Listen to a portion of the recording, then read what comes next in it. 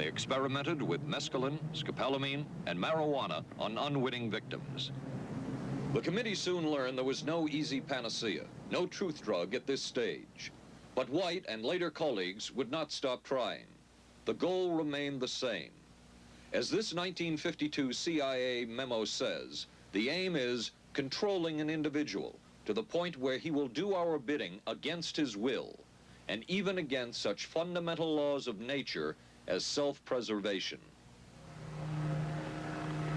But it was a discovery here in Basel, Switzerland, at Sandoz Laboratories by Dr. Albert Hofmann that led the intelligence agencies of America to believe that they had found the panacea.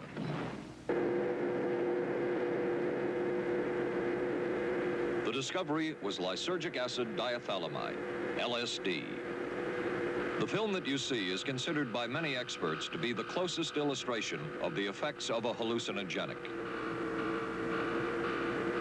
It was one of the first times that anybody had run into a powerful drug that was different than anything else that they knew anything about. John Gittinger, recently retired chief psychologist for the CIA. This is the first time Gittinger has been interviewed publicly. We could disable a whole city by putting a very small amount on a water supply. After all of these years of us, those of us who are involved in looking for this secret drug, this was the only thing that began to look for the first time like it might be something like that.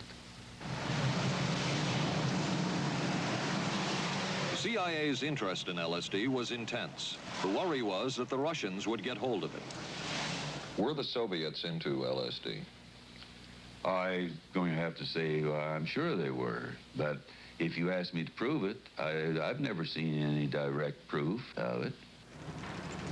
But at one point, intelligence information received from Switzerland said that Sandoz Laboratories was about to put 100 million doses of LSD on the open market.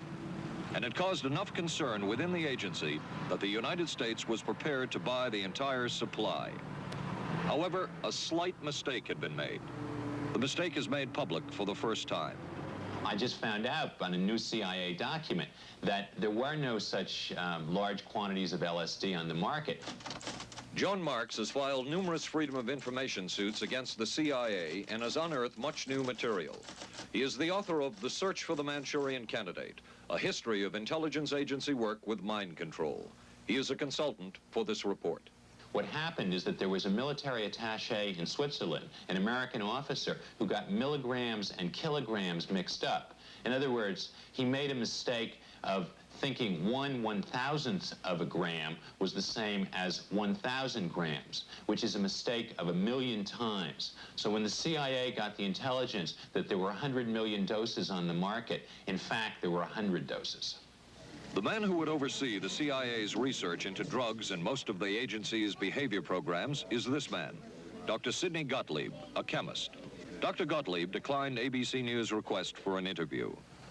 In their never-ending search for the miracle weapon, CIA operatives searched here in the remote mountain areas of southern Mexico for what up to then had been considered a myth, magic mushrooms. They used this man, a part-time chemist for the CIA, to dupe this man, a vice president of a bank and an amateur mycologist or mushroom expert, to try to get to the magic mushrooms and turn them into a drug. But it would be the amateur, R. Gordon Wasson and his colleagues, who would win the race and develop the drug psilocybin from the magic mushrooms. We went into the Mazatec area, far from the highways, remote from Mexico City.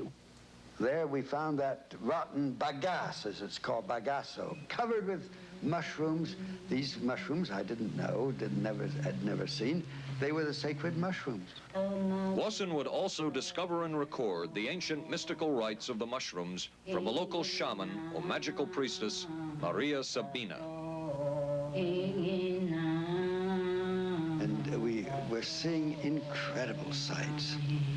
They would go slowly or they would go fast as I ordained. All your your senses are rendered acute. We say that you see visions, you see hallucinations, but that doesn't begin to tell this story. The hallucinations are only part of it. You hear sounds, you smell things. The night was thrilling. Word of Wasson's discovery reached the CIA quickly. Dr. James Moore, a University of Delaware chemist, secretly served the CIA preparing deadly chemicals on short notice. Moore was instructed to get close to Wasson and accompany him on another trip to Mexico to get the magic mushrooms. Internal documents show the CIA felt a drug derived from the mushrooms could remain an agency secret. What in the world were they looking for with the magic mushrooms? I think the best answer to that is that they were looking for fundamental information on compounds that would be capable of causing changes in behavior, changes in mental attitude. Did you ever consider what would have happened if any of these substances were given to, say, unwitting people? Oh, I don't remember having considered that specifically. What if you, I trust perhaps you've thought about it. Well, I haven't worried about it. Your question again, what would I have thought had I known that any of these substances would have been given to unwitting persons? You mean a hostile agent of another government? No, I mean that was probably one of the things they had in mind. I mean testing it out on an American citizen. I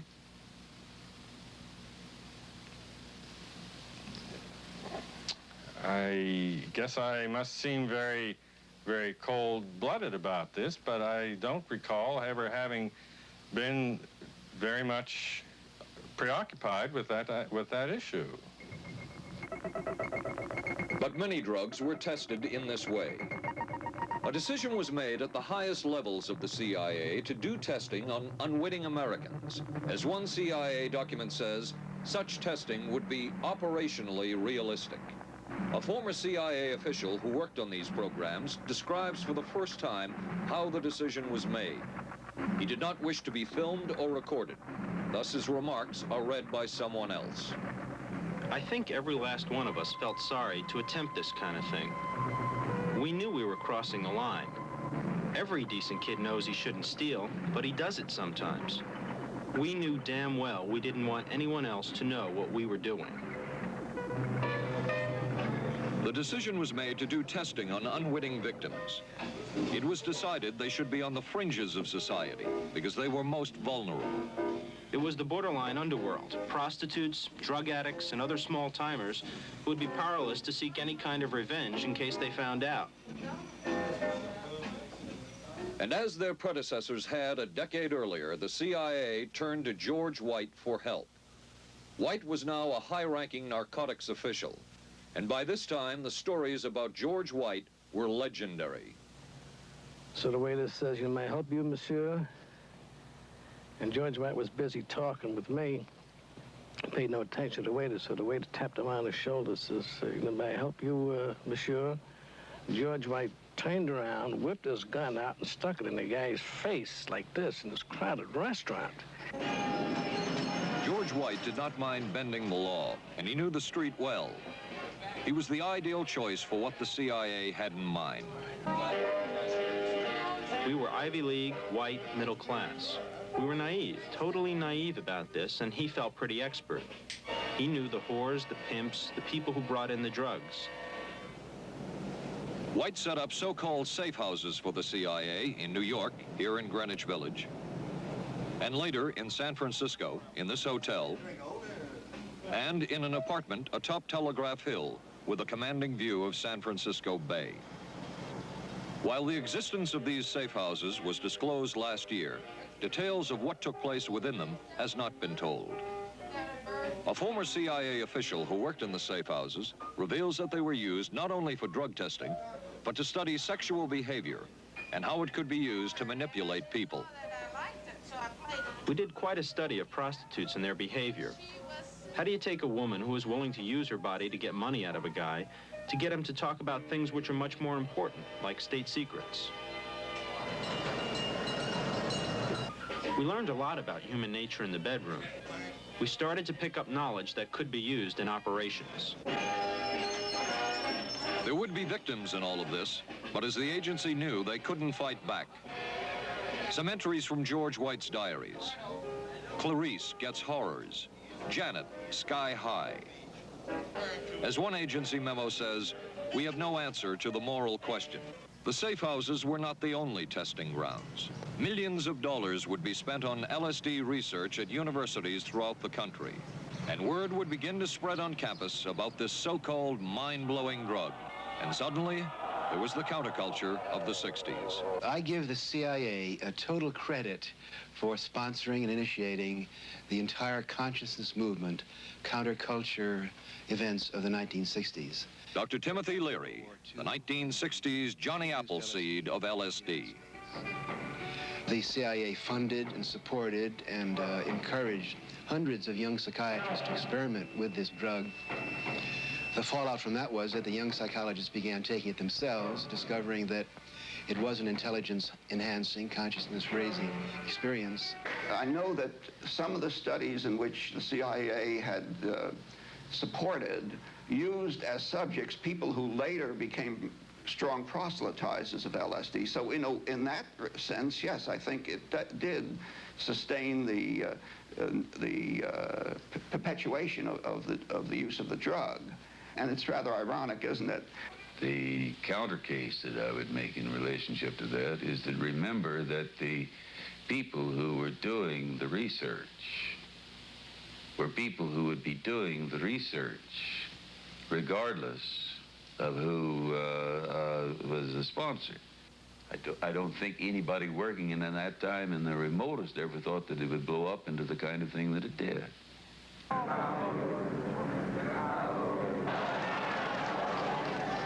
History will judge the role of the CIA and other intelligence agencies in unwittingly contributing to the counterculture of the 60s through their intense interest in LSD and other hallucinogenics. But for the moment, at least, the argument can be made that the CIA helped usher in the age of Aquarius.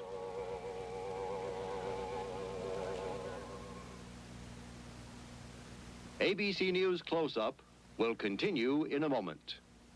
History, such as we are in this report, one can get sidetracked by the so-called glamour and mystery of espionage work or by the exotic qualities of some drugs. But what you can't lose sight of is what all of this would mean in terms of individual human beings. There would be deaths, there would be long-lasting and harmful effects. The best-known case is that of this man, Frank Olson, a chemist employed by the Army Chemical Corps, who in 1953 was slipped LSD unknowingly at a meeting with CIA officials. Shortly after that, Olson went into severe depression. He ended his life at this New York hotel by diving through a shaded closed window in his 10th floor room. Frank Olson was the first known fatality in the CIA's LSD program. Olson left behind a widow, Alice, and 3 children. But it would be years before they learned the real story of his death. Shortly after his suicide, Alice Olson was visited by Dr. Sidney Gottlieb, the man who had administered the drug, and by Robert Lashbrook, his deputy, who was the last person with Frank Olson the night of his death. It was probably to check me out and see whether I was handling myself and handling the situation, whether I was hysterical. And I'm sure they left the house feeling ever so much better because I had been gracious and hospitable to them, so that I must have played right into their hand and made them feel fine. 23 years later, how did you feel about that meeting? My anger was unbelievable at how I had been duped for this length of time, and the anguish which was unnecessary. Anyone who knew during all of those years never told Alice Olson the real story of her husband's death. She would discover it by accident more than 2 decades later. In essence, it was a 22-year-long cover-up. Lyman Kirkpatrick was Inspector General of the CIA at the time of Frank Olson's death. But had not the Olson case occurred within the secret confines of the CIA, would not this case have been a prosecutable case? Perhaps manslaughter? I would think definitely prosecutable, and certainly from the point of view of of Mr. Olson, why it should probably have been actionable. Frank Olson's suicide slowed down the CIA's testing of LSD and other drugs, but only momentarily. The CIA was not the only government agency interested in the possibilities LSD and other drugs presented for mind control. The Army Chemical Corps first started working with the CIA and then branched off on its own. It too tested drugs on unwitting victims, and a death would result. The case of this man, Harold Blower, a tennis pro, seen here with his daughter Elizabeth, is well known. In 1953, Blower was a private patient at the New York State Psychiatric Institute. He was given 5 injections of a mescaline derivative that was being tested secretly for the Army Chemical Corps. With the 5th injection, Harold Blower died. As with the Olson case, a 22-year cover-up followed, until finally the Army admitted the real details of Blower's death. Since the initial news stories of Harold Blower's death, close to 5,000 documents, previously classified, have been released by the Army and obtained by ABC News. They provide valuable insight into Army activities at the time of Blower's death and where the Army went from there with their own drug testing program. From a previously classified deposition of Dr. James Cattell, who administered the mescaline derivative, on the purpose of the drug testing, to produce symptoms similar to those that you see in schizophrenia, on how much the patient knew about all this. We didn't delineate all the possibilities of what might happen because then you contaminate your experiment. Cattell then relates that he never even knew what drug he had given Harold Blower because of the secrecy of the Army experiments. We didn't know whether it was dog piss. This was secret. This was a secret. We weren't in on it. We asked Blower's daughter Elizabeth for her reaction. What? How can anybody react to that? I mean, that is so far from what you'd expect from a human being, never mind a doctor, never mind a professional specialist who's supposed to care about people's minds. It's unbelievable. A suit filed by Elizabeth Barrett against the Army Chemical Corps is now pending in federal court. Other Army experiments continued on mental patients around the country. Work done at the Tulane Medical Center in New Orleans involved several drugs, hallucinogenics, and electrodes implanted in the brain. The chief researcher was Dr. Russell Monroe, now head of the psychiatry department at the University of Maryland. These are various progress reports written by Dr. Monroe and recently obtained by ABC News. From one of the progress reports, a report of a woman who had electrodes implanted in the brain and was then given LSD and other drugs. She became agitated, cried, lapsed into a trance-like state.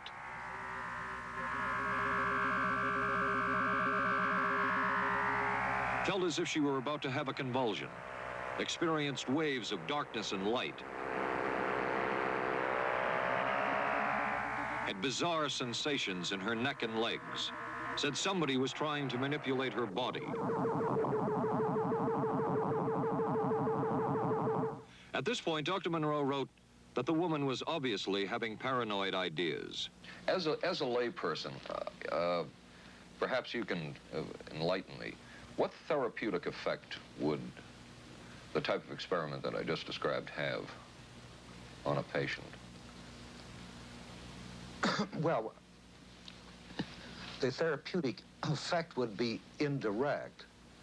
Was this patient aware that she was being given LSD? Yes, I mean, they were told that they would be given some medication, and they specifically LSD? Well, we told them, I don't think that they would have even known what LSD was then at the time. They were told that they were going to they would be given some medications which might make them feel worse. Dr. Monroe, what do you think the Army Chemical Corps was looking for in all of this testing? They were looking for an incapacitating agent, an agent that would not harm the person permanently, but would incapacitate them temporarily. That seemed like a humanistic way to, to wage a war, if war is necessary. When James Thornwell was given LSD by Army intelligence in 1961, this time it was no experiment. This time, the express purpose was to peel back Thornwell's brain to bear any secret within it. This time, the Army had gone operational. Thornwell, as reported on ABC last January, was an Army private stationed in Orléans, France. Classified documents were missing from his unit. Thornwell became a suspect. His 2.5-month interrogation included administration of sodium pentothal, hypnosis, isolation, and deprivation of sleep. Army documents obtained by ABC News refer to this interrogation as conventional. Despite the severe questioning, Army intelligence was getting nowhere with Thornwell, and it was decided to slip him LSD. For 16 years, Thornwell never knew what had hit him. Tell me about the acid. I'd rather not. It's a bad trip. It's a bad trip. That was a bad trip. The pain was so excruciating, felt like somebody was sticking me with 1,000,000 pins, you know, just everywhere. Oh, it just... Oh.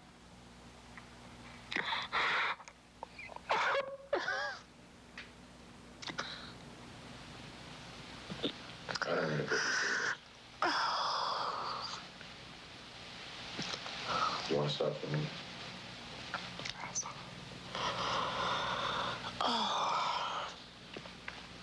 I walked around.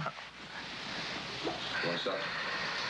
Oh, I can talk. I lived through it. I lived through it. I lived through it. No charges were ever brought by the Army against Thornwell. He was discharged for psychological disorders. But an Army psychiatric evaluation of Thornwell obtained by ABC News, one which was done prior to Thornwell having been given LSD, says of him, fairly cooperative, oriented, alert, and gave no evidence of psychosis or depression. From the Army's point of view, this type of LSD interrogation was a success. Other documents refer to the exploitability of interrogation subjects, cracking them, keeping them off balance mentally, and providing an economical, speedy, and productive aid to interrogation. From James Thornwell's point of view, it was no success. Thornwell still has serious problems. He's run through 2 marriages. He maintains he can't hold a job, can't concentrate, has nightmares, and feels socially and emotionally isolated. Last fall, Thornwell filed suit against the government in federal court. In a moment, we will examine the closest experimentation to brainwashing that we have uncovered.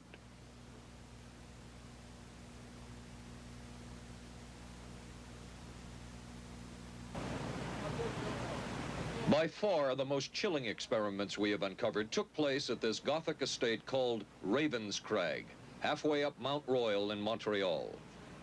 It houses the Allen Memorial Institute of Psychiatry of McGill University. It was here that the CIA funded a series of experiments, severe experiments. The work was done by the Institute's then director, Dr. Ewen Cameron. It is the closest experimentation to brainwashing yet disclosed. His work, unprecedented in psychiatry, consisted of 3 areas which he called sleep therapy, psychic driving, and the ultimate depatterning. Dr. Maurice Dongier, current head of the Allen Memorial Institute. In his psychic driving, so-called type of therapy, he would give the patient intensive electric treatment in order to make the patient regress deeply, become forgetful, and then he would attempt to implant new ideas in the mind of the patient. Now, to a layman, it would appear that Dr. Cameron was trying to take the slate and wipe it clean, the slate being the mind. In other words, brainwashing. Exactly, that's a very good comparison. Brainwashing. Yes, if you like. Val Orlico of Winnipeg, Canada, the wife of a member of the Canadian Parliament, was a patient of Dr. Cameron's. She entered the Allen Memorial Institute because of severe depression. She describes for the first time publicly the LSD therapy and psychic driving treatment that she was given by Dr. Cameron. And then the drug began to take hold very rapidly because it was an IV injection. And things became very furry and very frightening, and had a lot of sensations that it's very difficult to recall. Nobody explained it to me. Nobody ever asked me if I was willing to do it or anything. He had this feeling that he would be able to get through the resistance of illness and to reach deep changes very quickly. Did he? I don't think that when you look at that in retrospect, the hopes that he had have been in any way fulfilled. But Cameron would plunge on. The next step was what he called psychic driving. This involved almost endless tape-recorded messages and more drugs for the patient. Cameron wrote that this was the way to make direct controlled changes in personality. I thought this was the coldest and most impersonal treatment that anybody could give to anybody in the world. And I became more and more despondent and more angry. I just became so despondent that I thought I can't live like this any longer. And I thought I would just go out and throw myself underneath the cars on McGregor. I stood on the curb of that street and I stood there and I thought, okay, go. Okay, go. And then I thought, what if you're not killed? What if you're just maimed? What if you don't die and you live and you can't even talk anymore? And I couldn't do it. The most severe technique Cameron used was de-patterning. He described it as breaking up the existing patterns of behavior by means of intensive electroshock therapy with prolonged periods of sleep. He carried out these experiments in something he called the sleep rooms. People in there were like babies. They cried and they were very disoriented. And we were very afraid of the sleep room. We used to walk very carefully against the side of the corridor that was opposite the sleep room with our backs to the wall when we'd go by. Cameron used this combined sleep electroshock treatment on patients as long as 30 days. One patient he kept asleep for 65 days. Cameron retired, and his successor, Dr. Robert Cleghorn, ordered a follow-up study on the patients treated with Cameron's de-patterning method. It showed that it was no more beneficial in its result than the use of more conservative methods. But the follow-up study showed that 60% of those who had been de-patterned still had amnesia for periods of anywhere from 6 months to 10 years. That's quite a memory loss, isn't it? That is a memory loss. Indeed it is. It's I think, more than desirable.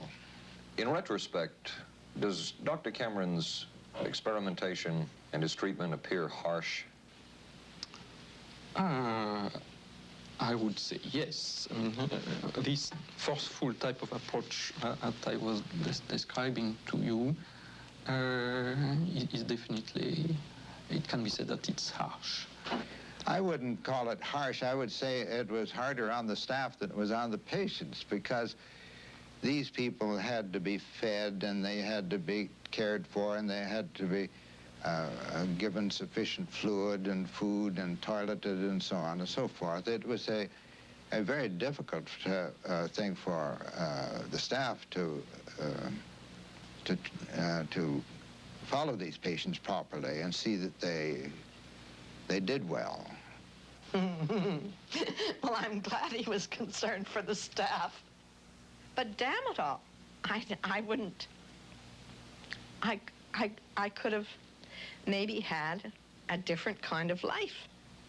And that makes me angry and sad, and I don't know how to explain how I feel, really.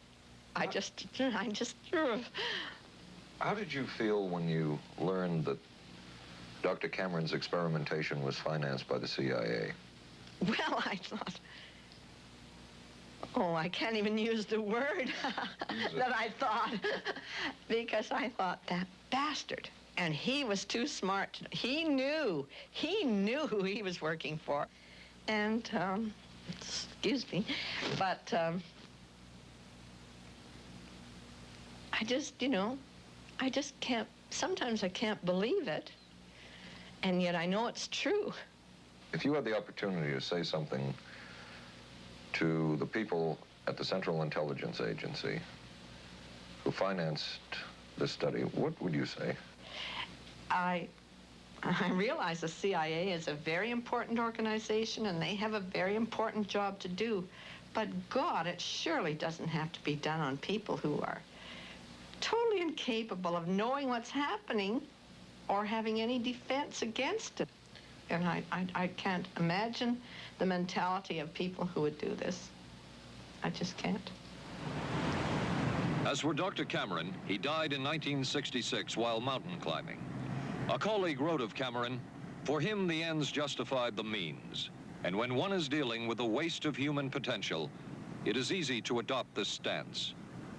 Dr. Cameron seemed ideally suited for what the CIA had in mind. It was the Cold War, and especially the trial of Joseph Cardinal Mindszenty, who was forced to testify in a Hungarian court that he was a spy. And then later, the Korean War, with the coerced and mainly fraudulent confessions of American servicemen. My germination took place on the... That would spark intense interest in intelligence circles about brainwashing. The CIA secretly commissioned a study of communist brainwashing methods at the Cornell University Medical Center. A leader of that study was Dr. Lawrence Hinkle. He explains first the Russian method of controlling and breaking a person. Absolutely isolated from everyone else, with one man whose job it is to get you to write the extent to which you are a criminal. In this setting, you can get people to do most anything, do you see? Because you don't have to lay a hand on them. And by the time you get through and you go up before the judge, the fellow says, "Were you a spy?" He says, "Yes, I was a spy." The Chinese never really had this kind of a state police system. They would get him in, and all this fellow does is ask you to write, rewrite, and talk to him about your whole life. Graduated from pilot training in 1949. While the purpose of the study was to find out about communist brainwashing techniques, CIA documents show that the agency was interested in developing mind control methods of its own to precondition and control Chinese living in this country to be sent back to their homeland as CIA agents. What do you think they were looking for? Well, I think they weren't looking for agents or anything like that. Yet the agency's perception of the work you were doing, in CIA documents we have examined, it says that the project that was being done here, they intended to use everything learned about the new agents to induce them to, quote, to perform acts of a complex, purposeful nature. Yeah, but that was never done. The effects of which may be out of keeping with the individual's previous behavior. That sort of thing was never done. Those people were not, that was, when they first came here, the first people they sent up to see us, you see, were operational type people from the CIA with some rather wild ideas. Okay, this is their perception of it, if I could just continue. No, it wasn't their perception of it either. No, it wasn't. Dangerous to his being, contrary to any previous consciously expressed intentions and interests, contrary to the good of the individual, and subversive to the goals for which he is consciously working. I understand all this talk. But the situation was, you see, those things were never done because of wise people on both sides. We were not able to do this nor interested in it. They were, though. Some of the low-level people were, but the high-level people were not, to tell you the truth. But documents clearly show that the CIA was attempting to develop agents over whom they had as much control as possible. Agents who would perform tasks contrary to their own good.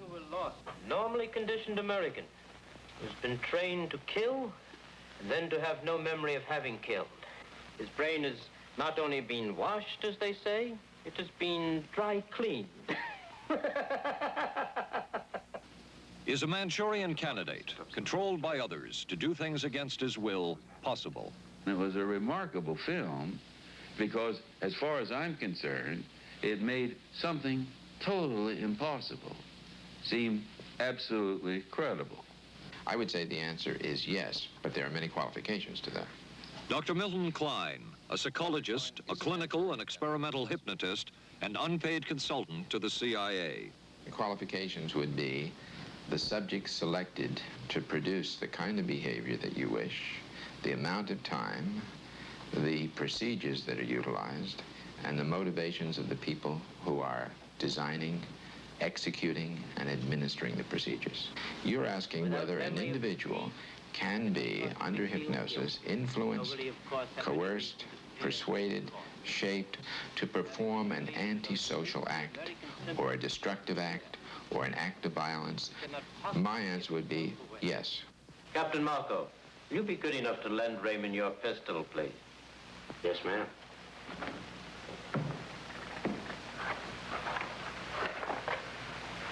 Thanks, Ben. Sure, kid. Shoot Bobby, Raymond. Through the forehead. Yes, ma'am.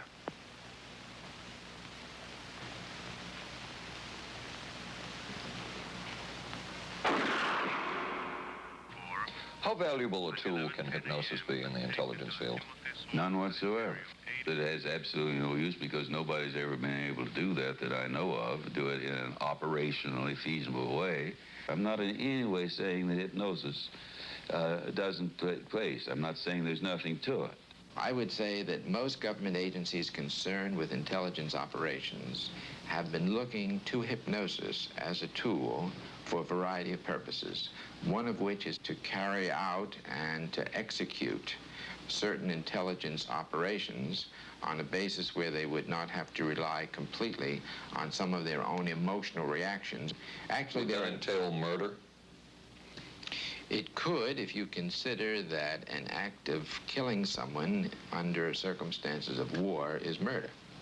I think one has to define what that means. Under circumstances of peace? Under circumstances of peace, it would be murder.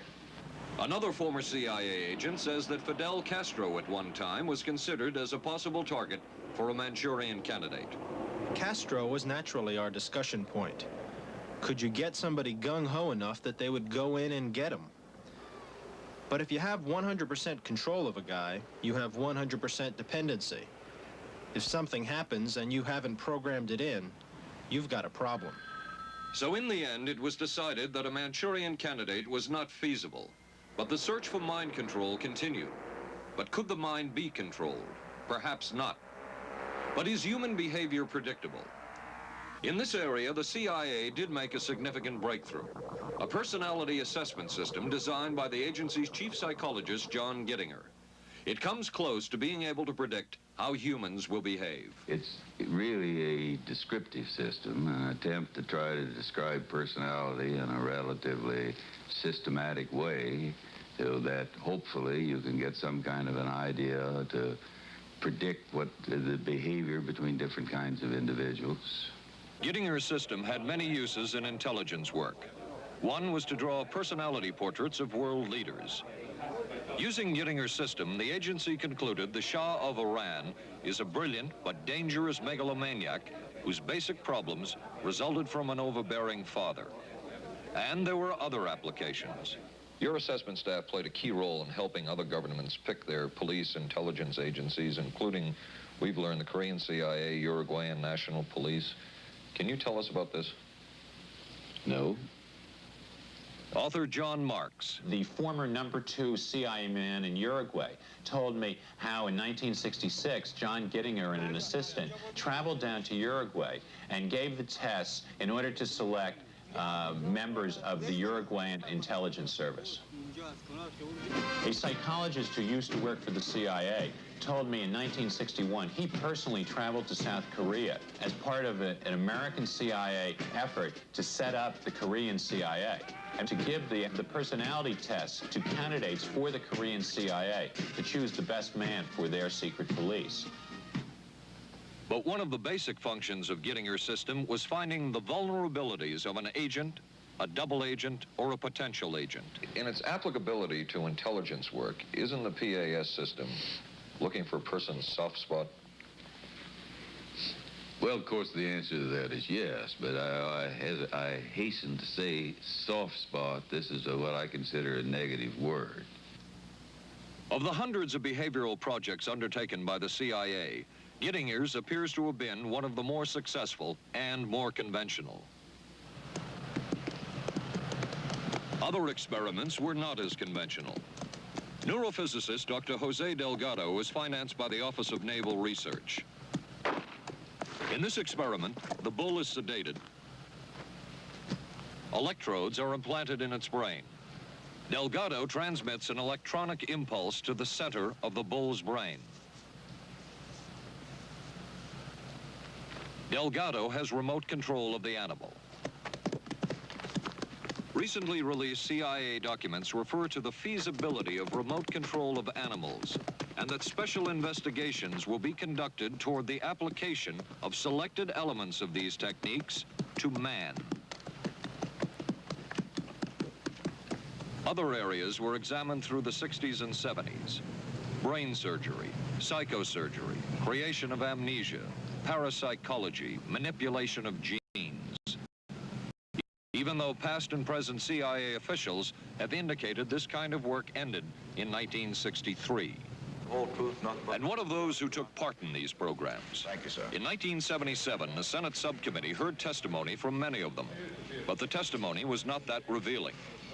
According to one of them, they agreed amongst themselves to keep the inquiry within bounds that would satisfy the committee. Former narcotics officer Charles Siragusa says that he was asked to limit his testimony by the man he reported to at the CIA. He wanted me not to say anything. To perjure yourself. That's right. Well, either that, I'd have to perjure myself or take the Fifth Amendment. And I'm not about to take the Fifth Amendment for anybody. Okay. Former CIA chemist Robert Lashbrook testified he had no first-hand knowledge of the agency-run safe houses when, in fact, he supervised one of them. And according to George White's diaries, was at a safe house when White conducted what he called an LSD surprise experiment. Dr. Sidney Gottlieb, whom we recently filmed near his California home, oversaw many of the CIA behavioral programs. He retired in 1973 and destroyed the records of this work. In sort of a valedictory letter, Dr. Gottlieb wrote that he and his colleagues had been able to maintain contact with the leading edge of developments in the field of biological and chemical control of human behavior. Dr. Gottlieb also testified before the Senate subcommittee, but from an anteroom where he could not be filmed because of what his lawyer termed health and cardiac problems. Dr. Gottlieb declined ABC News' request for an interview. And what of George White, the man who helped the agency in so many of its programs? He would retire here to Stinson Beach, California. And shortly before his death, he wrote to his boss at the CIA, Dr. Sidney Gottlieb, and summed up his career by saying, "It was fun, fun, fun. Where else could a red-blooded American boy lie, kill, and cheat, steal, deceive, rape, and pillage with the sanction and blessing of the All-Highest?" Has mind control been achieved? From all of the available evidence, it appears doubtful. The human will has prevailed up to this point. But as we have seen, work is continuing in this field, work that we still don't know very much about. How deeply are the Russians and other dictatorships into all of this? We really can't say, and the CIA is reluctant to give out information about it. But the basic question remains, what place does all of this have within a democracy? One final point should be made. As one of the persons who worked on these programs told us, we are very capable, conscientious, and very dedicated scientists working for our country. Their work speaks for itself. This is Paul Altmaier for ABC News. Good night.